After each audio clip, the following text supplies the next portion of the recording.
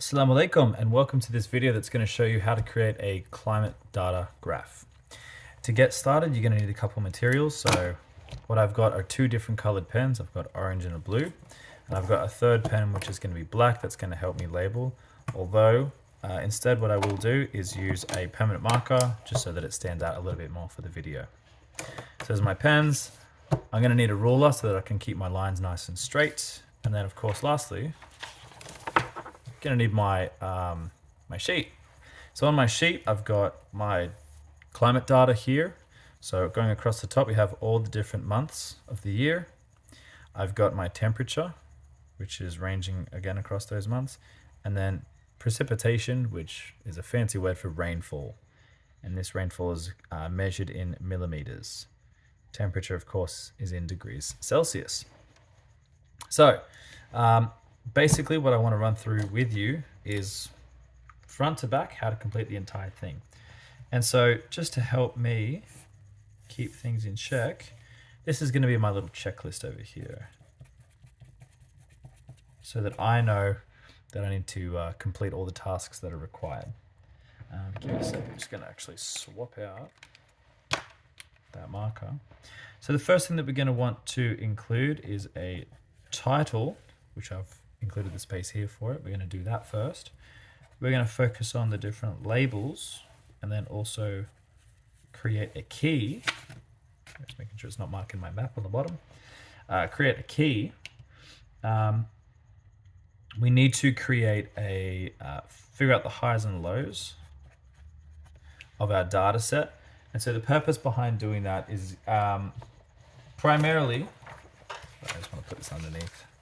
The purpose of doing the highs and lows is so that we can align basically our axis numbers accordingly.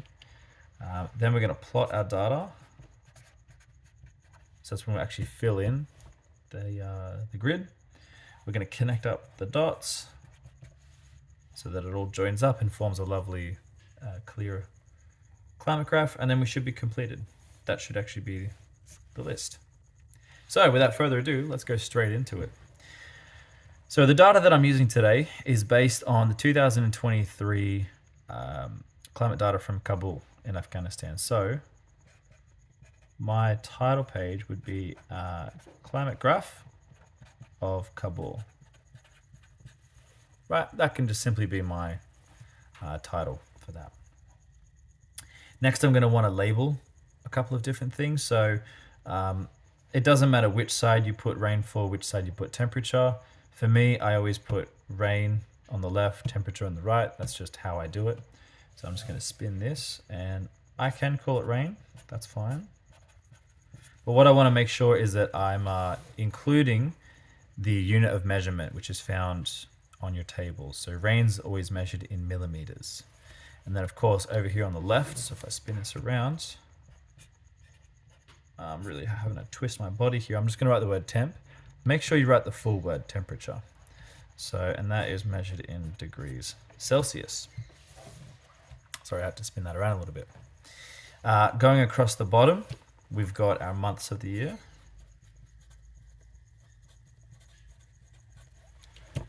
And then we need to create our little key or our legend. And so that's what I'm going to do over here. So I'm going to write the word key here in a little box. So what this is going to do is help anyone who's watching or trying to read my climate graph, how to essentially read it. So I'm going to write the word rain here, and rain is going to be shown in a bar graph. And I'm creating this tiny little key here so that it makes it easier for my reader. And so temperature is going to look a little bit like that. It's going to be using dots with an orange line through it.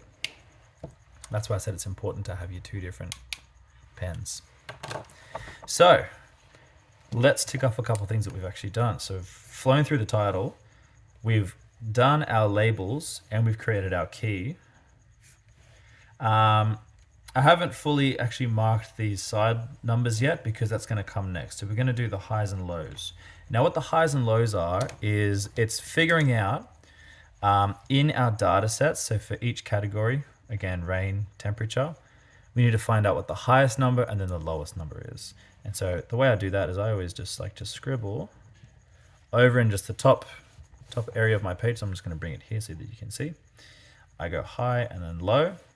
So it's going to be like a table for me. And then I put degrees Celsius there at the top, and then just the word millimeters. You can write temperature in rain, however you want to do it.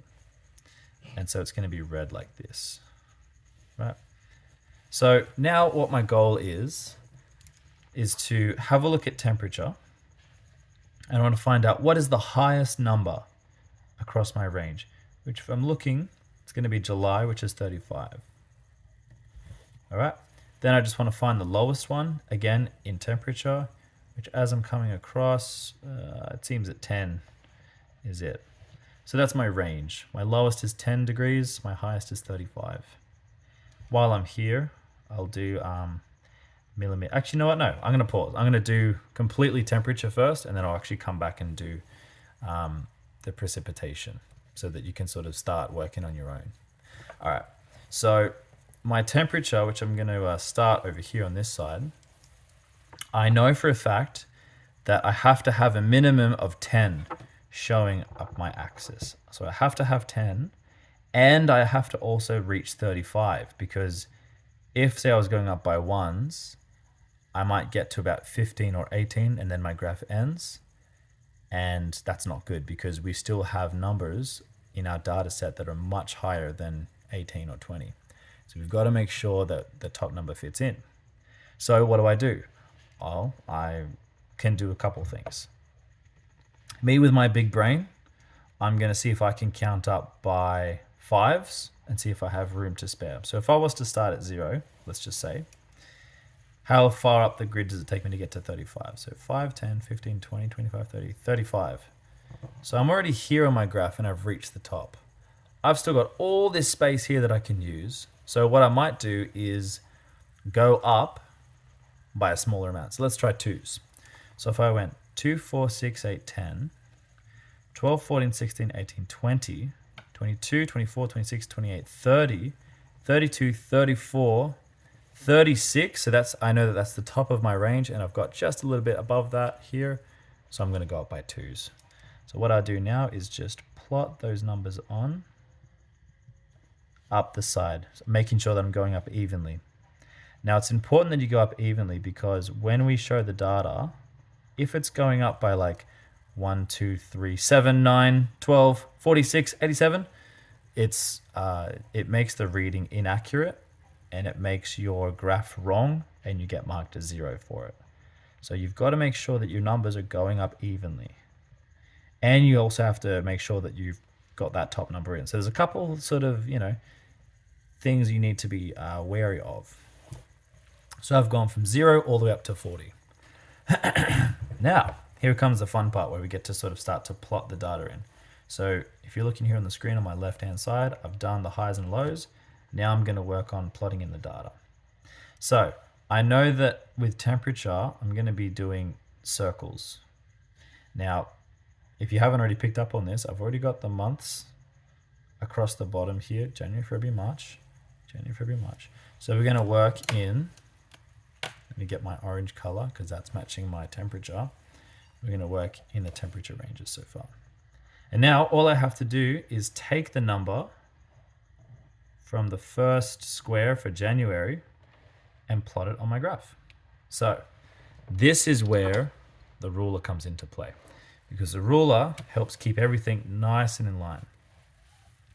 Now for this grid that I've got here, I want to make sure my dots are going along this line that lines perfectly with the letter J for January. So really simple, I just have to find the value of 10 on my temperature side. So I come up, I see that this is the line here for exactly 10. I follow it all the way across, and I place my big dot like this in the middle of January. And I've done January. Now I go to February, which is here. So it goes up a little bit. So we're going up to 14. So again, I come up the side here. I'm going to find it with my ruler, that line there.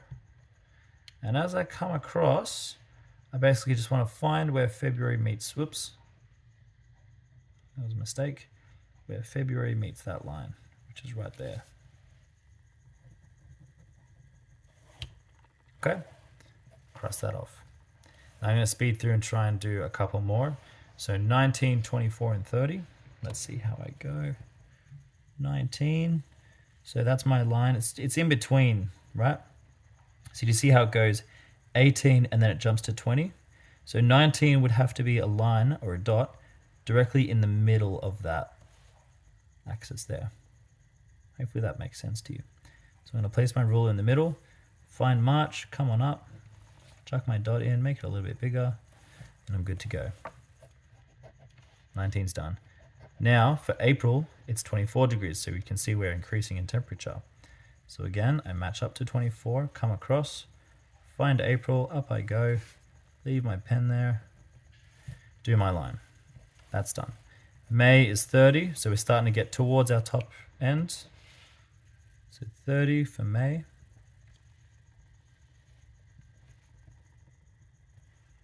June is 34. You can see I'm doing this actually quite quickly now. So I'm just going June, bang, done. July is 35, and I like to check these off as I go because I know that if I make sure, sorry, I lost that line for the bit. If I make sure that I'm actually crossing them off, I know that it's coming onto the graph because there's nothing worse than you get to the end and you've missed a month. We definitely do not want to see that. So 33 degrees, it's starting to creep back down. So 33 for August. Done. September's 32.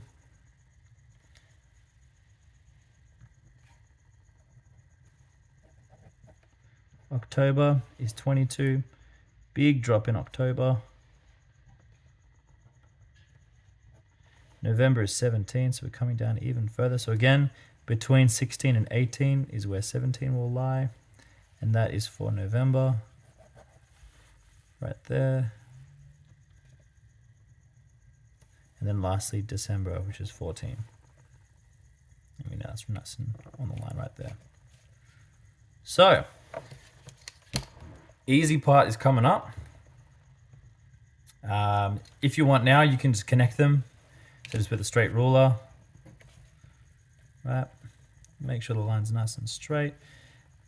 Hack for you, if you don't have a ruler, you can always use the edge of a pen, but you just got to be a lot more careful and just make sure that you're not gonna wobble it up like that a little bit.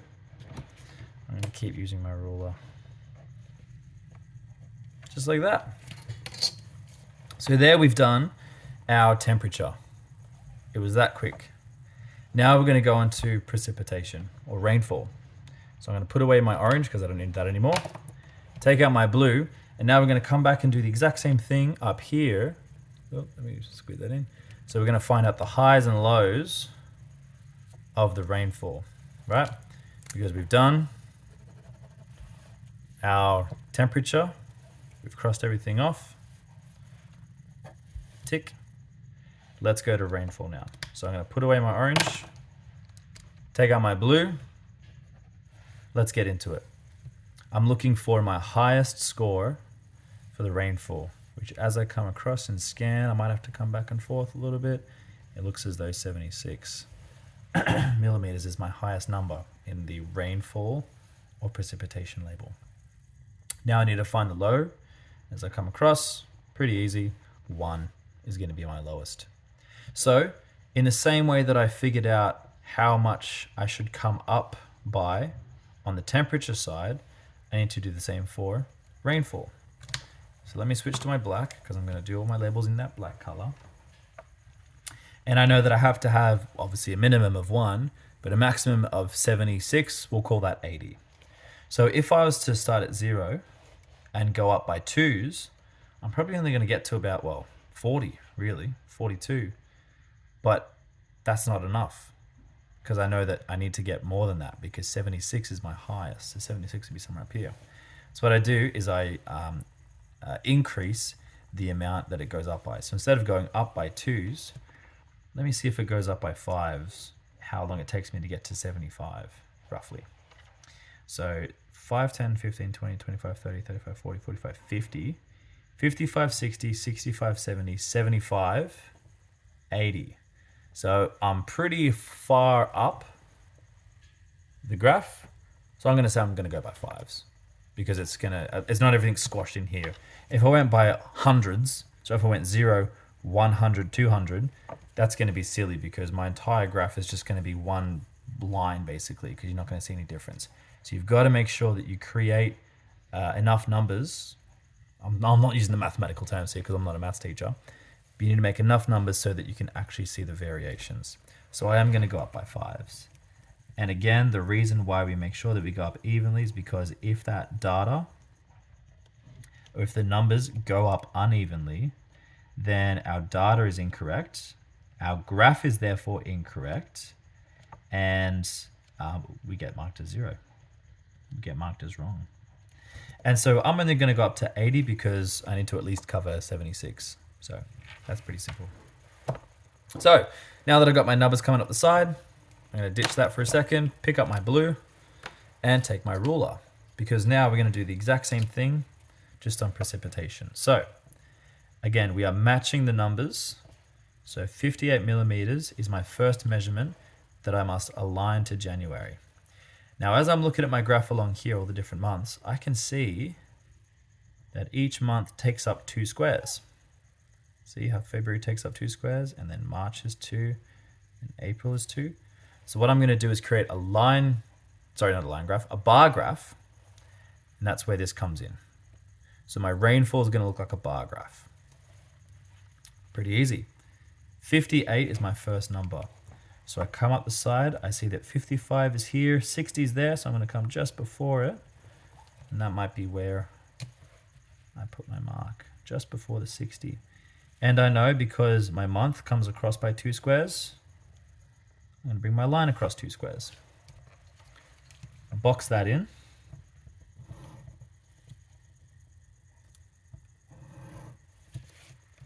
And then in the same way that I've shaded this in, now I'm not very happy with how that boxed in. I like to see it nice and bold like that. Now I can really see, especially that top line there. So there's my first month. My next one is going to be 72 millimeters of rain. So I'm going to drop my ruler down, come up to where I find 70. 72 will be just above that. And so I've got to make sure that I'm not doing the line over here because it won't match with February. So I have to come up. What I do is I come to the right-hand side of the box, follow that line up, and then bring it back to. However you want to do it, but this is just my recommendation. Just like that. Give a little shade in. Now I'm making sure that I'm not going over my temperature because I don't want to cover that up and make it hard to tell. So I'm trying to avoid that. So 72 is done. Next I go to March, which is 76. All right, I'm going to start to fly now because I believe in going faster than needed. And that's how I'm going to do this. So my next one in April is 38. Now I could sit here and box it in, but what I'm instead going to do is just go ahead and do all the tops of all of my measurements and then box it in later because it's going to save me so much time. So April, I need to go to 38, which is going to be here. So the April line, again, I'm going to go to the end of the month, come up, go back 2. And I know that that's going to line up with the month before it.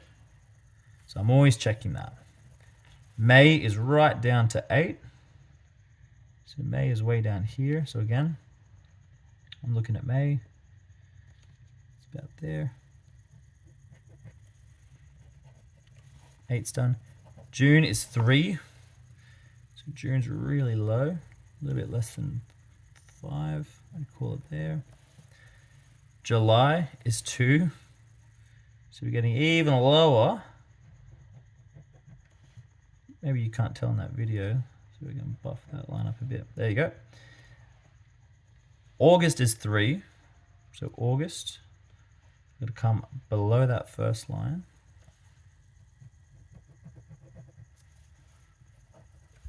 September is 1, so I'm probably just going to do a single line on the bottom. October is 8, so we're starting to come back up a little bit. Making sure my ruler is nice and even. So October is 8. November is 20. I'm going to bring up November up here to this line. November is 20, and then my last data set here, 31 for December. So I find 30, that's the line for 30, go a little bit above it. 31. Now what I can do is come back, box everything in. So come across 2 lines, down I come. See how I'm just finding the top and then going down, finding the top, going down? Much easier and faster way to do things.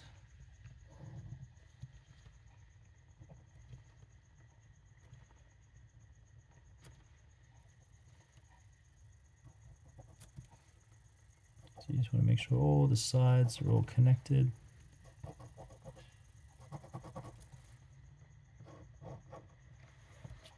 There you go. I'm going to do one last final line all the way across the bottom.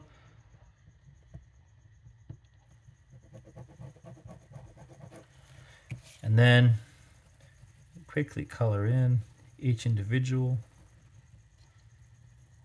little box. I'm doing it very roughly. If you had spare time in your exam, you could do this nicely. Oh, my neck's actually sore from that because I had to really look sideways. So we have done our highs and lows. We've plotted the data and we've connected all of the lines up. That is how you get a 10 out of 10 climate graph of Kabul. Now, for anyone who's actually interested, this is very common. You'll notice that as rainfall drops, temperature increases. And you can also say the same sentence, as temperature increases, rainfall drops. So that's a very common. More places in sort of Southern America, maybe, you might find the rainfall and the temperature actually go together. But yeah, the climate graph is actually interesting. You can find out a lot about a region. And if you're actually really smart, you can determine what hemisphere the city is actually even in based on the period of rainfall in which months of the year and temperature as well. So you can see that because the hotter months, which is summer, occurs in June, July, August, roughly, we know that this is a northern hemisphere city because here in Australia, you know, our temperature drops in the middle. So Sydney would actually look quite the opposite in temperature. So it'd almost be flipped like that because we have the hotter months in January, February, and December, and the colder months would be in the middle. And then similarly, in those colder months, we'd have the rainfall spike. So yeah, anyway, I just thought that'd be a nice little interesting exit. That's pretty much it. Thank you for watching. I hope this helps, and good luck in the future.